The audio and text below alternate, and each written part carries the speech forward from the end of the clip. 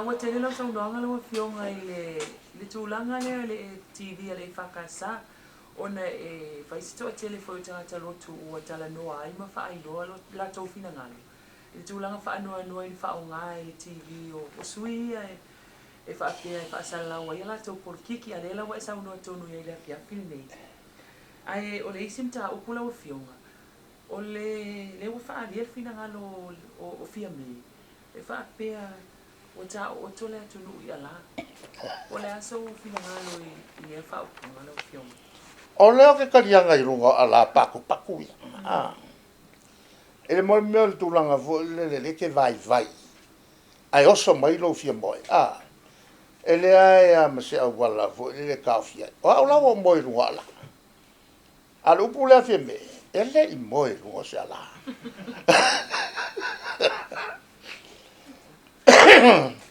Kasi nei ka. Whamuni eina. Lona langa. Ngang whanga mai a moi roi runga le. O le whamaru. E o mai ke mingi. O mpalala vai.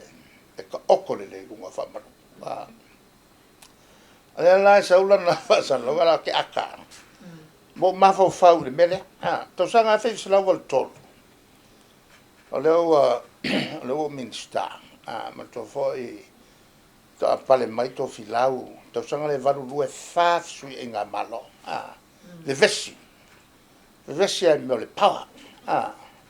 E le vale o la ngā kupua ma le vanga nei. O le e chapi. Wha le lei. Wha ngā malo wha pale mea. O le meo le vesi. Mea la leo le o le whengofie o ngā kevaia I, se keva. Leo ka pungi le e chapi pi mea inga ia tula I mai I malo e le vai. Be on talai tatoli. Le mawhai on maua se malo tu mau popo. Whaalwhang. E le fi furi kua. E le mawhai ngā maua se malo. Whapena. Pe a whikuia. Fe vesia. Al tau sangala le valto. Le la e valurua. Le na suia I malo. Valutolu le whai. Ai whai loa le tātou tani ngā malo. O le afo I o le Talonga le Pasifika. Ko a whai mai ngā Talonga le Pasifika. Le valutolu. O malo. Whai lo male unga ka penata I mea le mea koe. Alo lo al matu tonu. Whai lo le kongo. Siri ang whakau mua ngā uma. Whamaru. Laval kai lua kāla si I mauaingi. Ngai mua ngā whamaru ang nai tātu to ina mai tua. O lea la I lo ofisa tuaia. Whawhengai malimata ki o ia le enei. Halu loa whasalau loa. Leo ke kilo ki whafo. E sa walifo si toi ina. Ko inga makua. Whato a lana winga. E li whala mara kinkanga. Lenga whako a tauria na iam talo. A li whala ngā kari I msalo pe ua varukau sanga. Mā moange le whamaru. Laka ai me vole le momi. Ka I ka la. O ke langonga. Al kasi na ngā unga makang ofi e. Ua mawaingi I whamaru e momoe ngā ngai ko inga. Ka masange mai kua. E ngā luka avalvale ai lunga o le whalapapa I lunga mama. I lunga mama. E la ke kila I le mata upu la fia me. E o mele kaimingi. O le ngaka ngā paku I alai o ke ka oko el po. Ai koe makui. E le whapera o ke leo moe. O leo ke moe mo meo ala makui. Koe paku. E o fie ma mea o mai fie me. I le. le tulanga lava ia. Pe o le nga ian on manatu. Le sa fa lo kele mai tua e lona tu malo ke ai. E tu la fono e tot. Man tu la fono e tot. Le ansa ku makirkila e kai launga e kai ao. Le ana la iona o mamla mai lo e afirme. E yele me ngo collective responsibility of cabinet. E fai losi ungal cabinet. E sang koe ke ese menska. Fai nga ia fa malol tapuranga. Makua le muri kako. E fai nga ia fa palemene ma finga fa pulenga fa cabinet. Pe ke alu I fafo. E le whakaria kua I ungal malo si e foi mat. Kele foi ungal cabinet te misa o ministerial tupe. Te foi mai. O ke alu e fafo. O ngam skalo le o tupe le Palemia. Tofila o te alsa. O ke foi mai. Wa uma se unga. Ki ngalo o le fifia. O iwa on o anga ia fa cabinet. E uska ia me fe mai ai le yo ia o le o so inga le finangalo le Palemia o lo Palemia. Ma minsta umai le ia to. O so inga lo wo fo vale. Kasian me o feia fa ma vai. Wa le fa ma vai. Le winga fa lolo na. Ele tatua va te puia. Ele ko fa ma vai. Ele ko fa kongo fo il Palemia fa ma vai. Ngal paua le upu. Wa malolo uma. Mai le se me fo me le. Le ka ke va ya kun isila. O fa fin fa ma vai ya min skal cabinet. Awai al mafuanga. Ele ma fai na fai ston. Pa ye sika ka fo vale fa pe e no fo sa fai ton le cabinet. Ele ma fai on fai sko. Ai stanga te faali longa ke. Le la foto autotala ya il bele. O fa lo so il bele. Fa pele son finangalo. E sono finangalo faria. O le minsta, e sui minsta pe al fa. E kau lang fa longo ba ya ta. Ele o se vale le a voi e sui minsta. O a le sui minsta. Mai muringa o minska ma o Palemia. Ai o leva o ngal malo. O ke malama lama uma me ia e fai ton wole. E lalo la vai. Ale melngai maka ki ai. Il tangata engalue tono il malo. Ai murmuriane on saulole to tua fa fai pule. Murmuri mensta awa ke le longa malama. E le kau fa malama mai. Lato o le van malue e le ngalue fi me tono il malo le va ka sau tono il malo ina wa ve ma fai pule ma o kofia ai fo e ve ma mensta o le taimina le la ke makawa o le ke e tu la fono ia ona fa pe le ai fa le ko fa le tonu na na ye le lua fe mal fulu le sa o ko fia e avem min stal fa masno lua fe sul ma lima le ko sanga ono no foi o lo le lua fe male suluana ona utofia le I e vai al se manga ai o tu olo I falsa o le loia fauina ia mai whatever failanga office practice ai le loa I samone ia o tu la fona umalai o lai fa sawi lalo e lalo o le minister leo o lo vai o lo ngafa ma famsinonga o le foi ngafa ma le tulanga o tu la fono fenga palot a o mati le tausanga e luafe ma le sumaleono na fono I le palmene ma fatua lo le komisi e faipule le komiti e faipule lato te iloina a wala se fa'alelei ai le onanga ale tanto tanga luenga fa'amasinoga fonoga soafa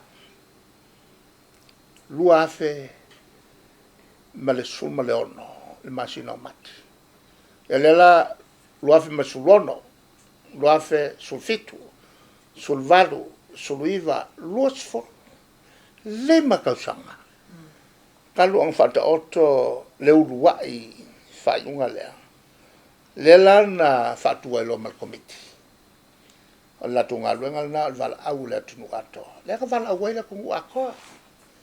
E o mai, au mai loa le latu whautuanga.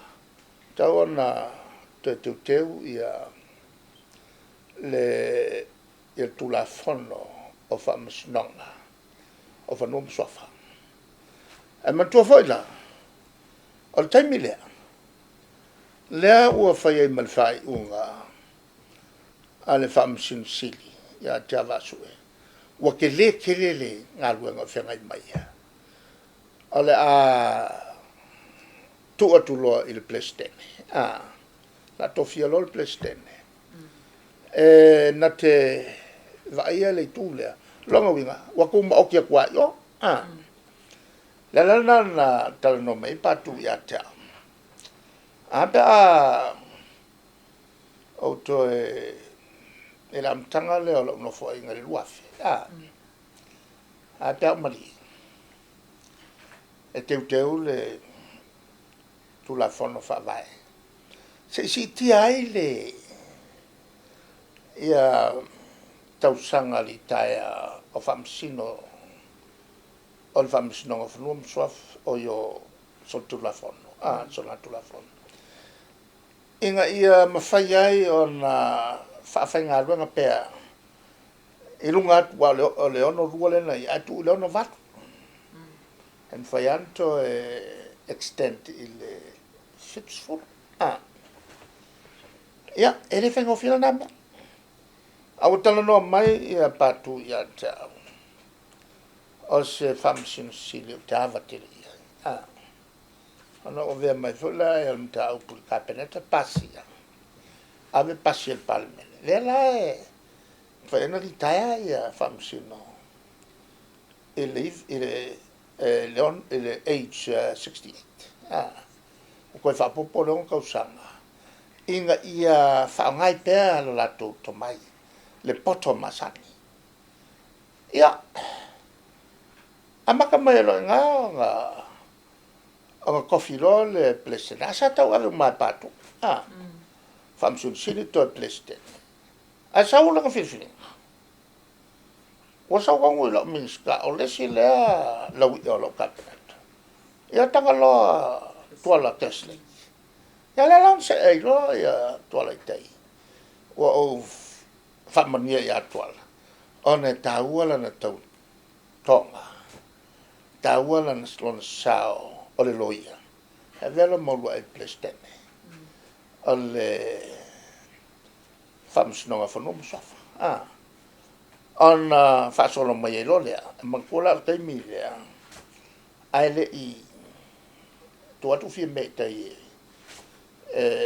no lo le na le ke leo nga ke leo nga ma wa sui fo ia tulanga o ia le tu o fai si lave o le me o ia famas no o va ko se la ia pea a pili le fai se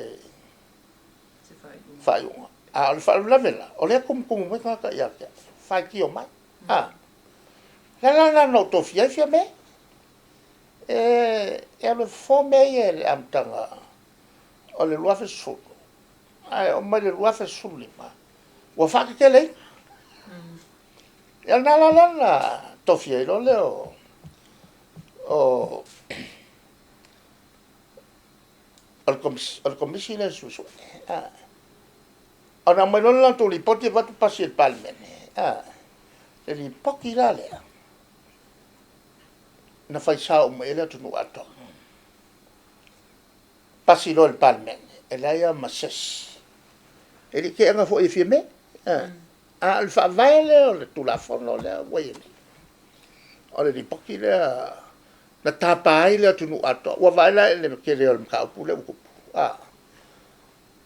o fo nga umai na fu mai il fina ngalo sa mo na talo ale fo ko va ku il tu la fono te fa ko ave fo ko fa ka milo ku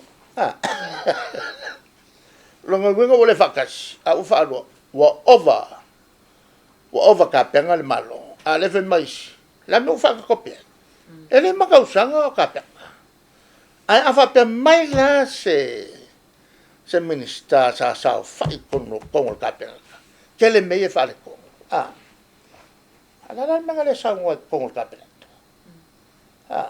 ko sa po o mang pasia fa fo lan manga le sa ngo con ka pe wa vai mai le ke le fa le con le le ka fia ses a le raku ku i rumo o tangat ma fa ari e yo nga ma fo fo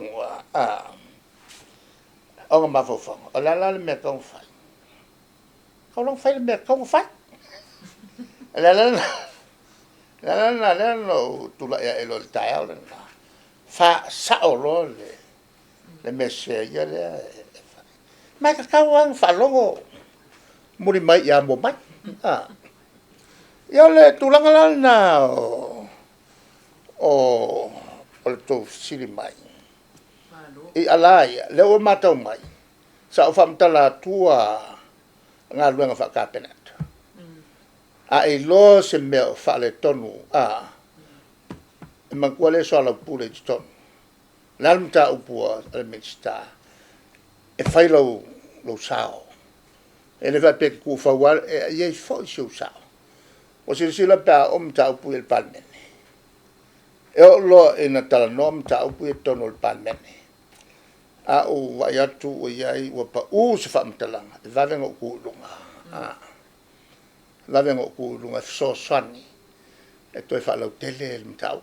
la ngai kai mi po la le kelo ma fo fonga e tu lo i rumo tangata e ngalo i si mea la ngal ka ko so i fu fa pena la me le fa o ai ale minsta yo ya firme o ke ku lunga langa o ulta leanga pelele o ko vea on menga ke kai fai o ke I fongo kanga umai e fai la mata ula tunu mele tu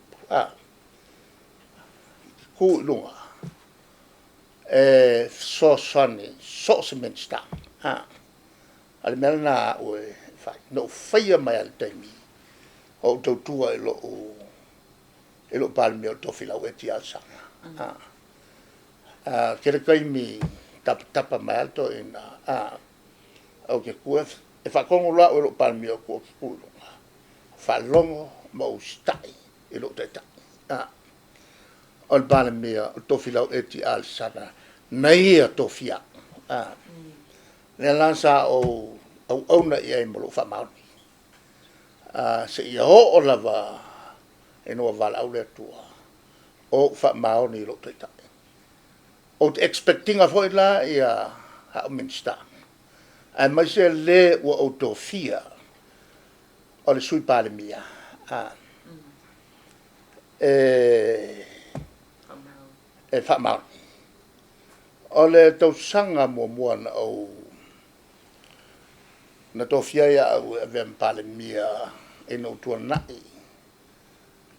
La fifsel e le luafe ma le tashi. E na ua umal tolu tausanga no fo inga tofilau. Iwa valu iwa luafe. Luafe ma le tashi no. Fai lol fenga palo ka kusa fenga palo ka mua lea. Le wo tu lai mai tau avel matovang.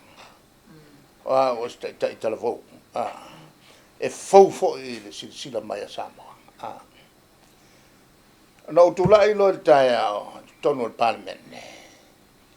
Ole ala ulau la cabinet. Ole ulau ngale sa fai. Samoa ole autofia lo cabinet. Ta ole nei. Ele musunga le ngang peia. O te talo e mana tua lo cabinet upune. Ole ka ko ngalu e fakau lea. Ole ata tua ngal paunga le mea mala mai le minsta. E mea mo mia ele tatu tunu tua o kua Camilo o tua Camilo vavai vavai mata e mea lo mo mia ele tunu nei fai o mai lo afe maleono il vela fo le sia mato te peiti tono le fela flafoi a tua e loia e ai foi asiata salit mo le ua tai se vai nga to titi ua malepela to vai nga e o puia asiata fai ton tu lepa se fa mo mo mako fio ku nga ai mai ai mai o to I mele matu no fotuai o le mafai nga mako fatal tonu ina le tunu fili mato ona tele nga nga ia to te faia hata maria tu taofi ni singa tu machava no se mato tu mato ma te fia sa fai foi na e o kali le kaia kali va ftai asiata leo falolo atu ia lo capeneta malvanga fai o le ale la fo ile la o le talo mai tau fiofi te lo ngata a ula te fa peato o se toi malosi o ya te to fa pe fa lima pe fa sfulu o ga makwa fa ke le vave o tatu o tunu la fa te tali mai yo tatu feiva ele o se tulanga fo o le fia le fai ai o le tiute o mato leanga ele so na fai al mato to tonga o le to tonga ile tua e fa maoni o fai mato tofi o le min scala e mai se o le Sui Palemia sa fai como il cabinet ma fetufai a wala SS e fatino ele tau tua le HPP le tunu e fatino le fa mo lunga le HPP o le mele le pia le mo no umai tua lona winga fai tatu ngaluenga e tam fai si tia so fu tanga tua mai la le mato tua elanga a tala nolo fenga malo le good governance me ke tele ai lua accountability transparency la le ngo yo ya mayo io malama me fai el malo lua ya fai ngo fie on accountable lona winga o anga yo inga fai ia whaingo fie ona mata tu le tunu mai amatanga tau whai unga e wala lipoti a wane ia ini mea wha la tua e whaia i lala na lea lai on wha salalau kuso makaka e wha salalau ngā luanga e whai lala na lea e umaloa ia o la whaisa ngā luanga whaini loto whapa ia ia le tua isa ngā luanga e pe upu o salamo pe ale a wai le tua e ngā lue fua i la tua e atia la lana tau te le mene e kau whai mai al ko kele ui gale fo uoe mga au ainga la kusua ele le mela ele nga o ta yala yala mata mai atu i fafo transparent ia nga luanga fai accountable ia wana ia ni me fa la tua ia manino me oma umo fo nga ma to le tua e fai sa nga mo mori fa fta ile tua amata mea ile tua fai ile tua ni fa pia io ma ko fia ko helanga o matou le fai tau tu spaia le ma ke mamlama le malol ne ole malo e fa vai le to fa mai si manga se o ka kia lai mela ka ele o fenga lo ngale tu aka ngale kavana al matu tala o lo tali le ngas ko ki se ko ke le fa longa ku e la nga fa fa o le kaimi e ke papa kiso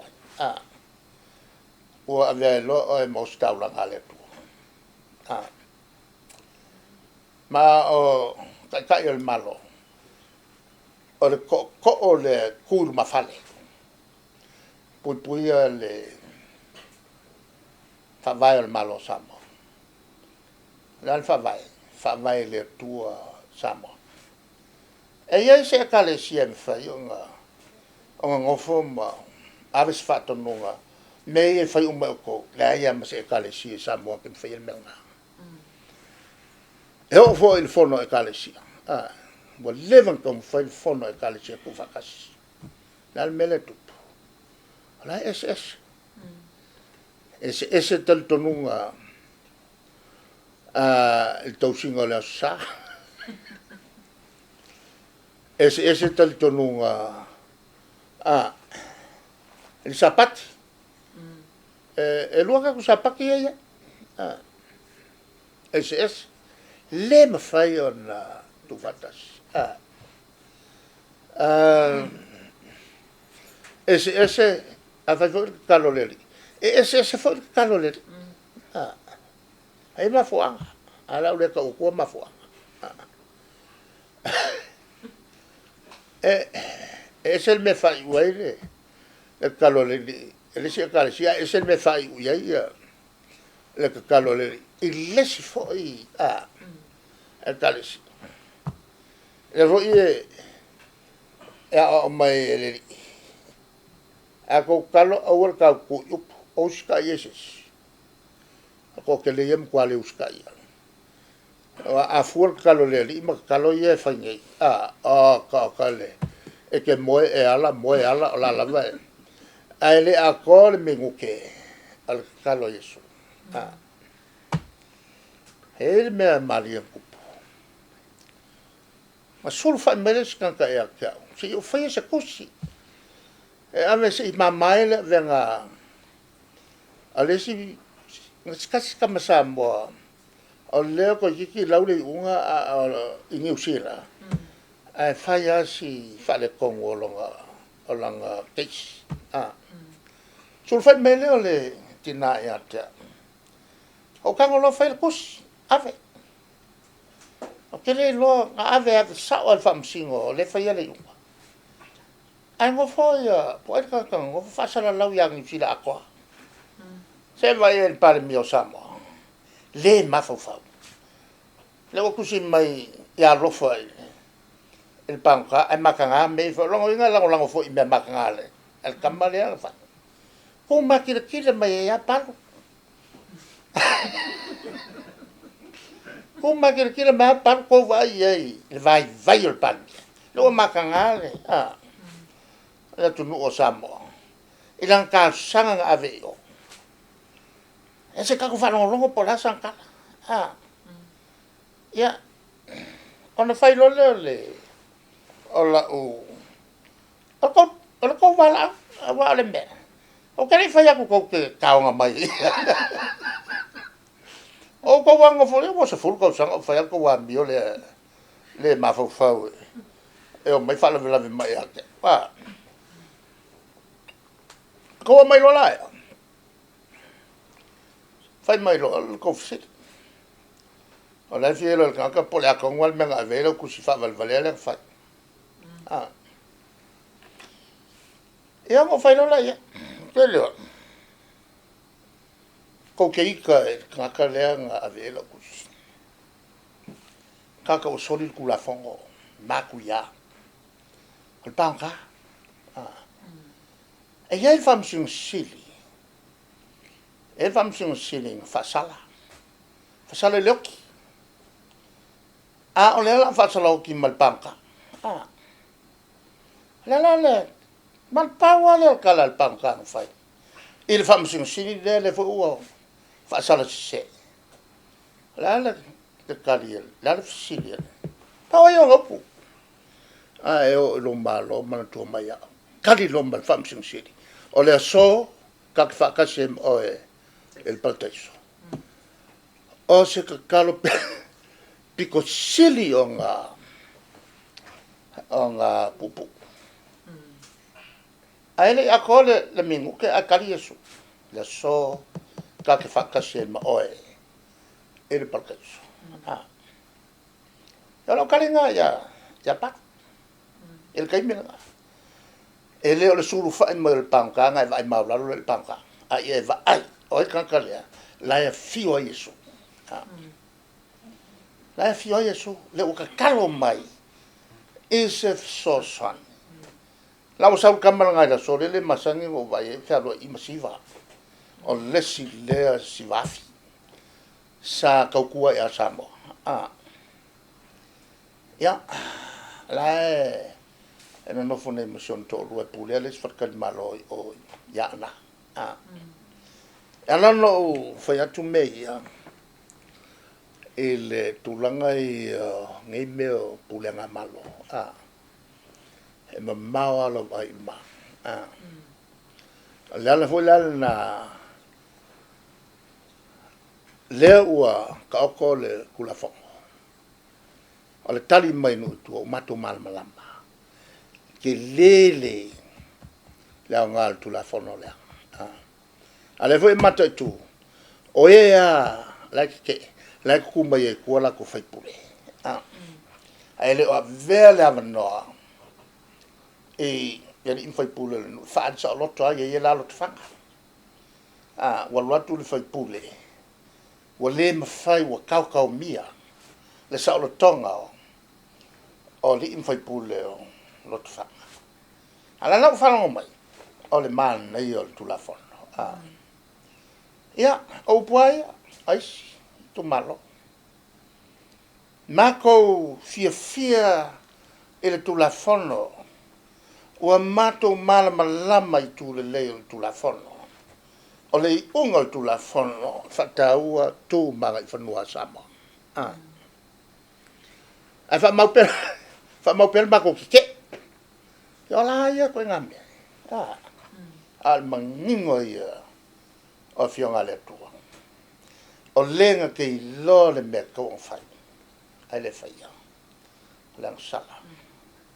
O le kalo le si a kale si.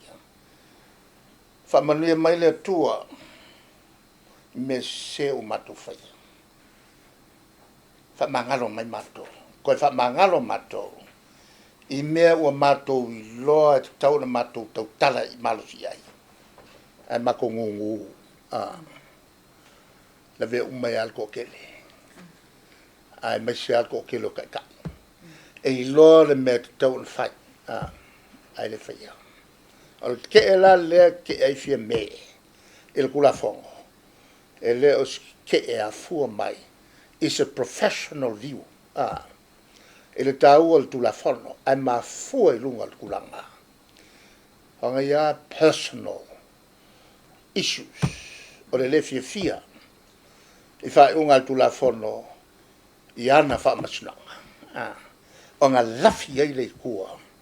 O tua inga ia. O le iai ala. I tua o le tula fono le nei. E o le kariakulunga. O le tulanga foi. Kolu masinga kaluai. Na ui loai. A foi e tolu masinga kaluai. Lena launga I fa mui kong. O le palemia. Ma tau mai ai. Setema ta. Tau mai setema ta. Ngo uloa ia inga. O le mea la sali I loa. Sali le I loa si. Mea ngo kawa iai. Sa ngofo olo ma pu e oe. Pu e lo waka. E ma pu e au saunanga. O nga whanga mai le isi sui e mato. Sui e lai manatu e wako. Ia la le mefa. Ia kala I loa le vaika le. Wa le van matu I loa. Wa upu fo ia sa whaia ku. Lal me ule au mai el tinal na. Ma whaia molo U loa. Living U loa. A matau mela le tolu masina o sa whai kongo le fonga le kapeneta. Sa whai kongo fonga a leo ua I loa uma el mato vanga. Lona I tu ai ngā tangata.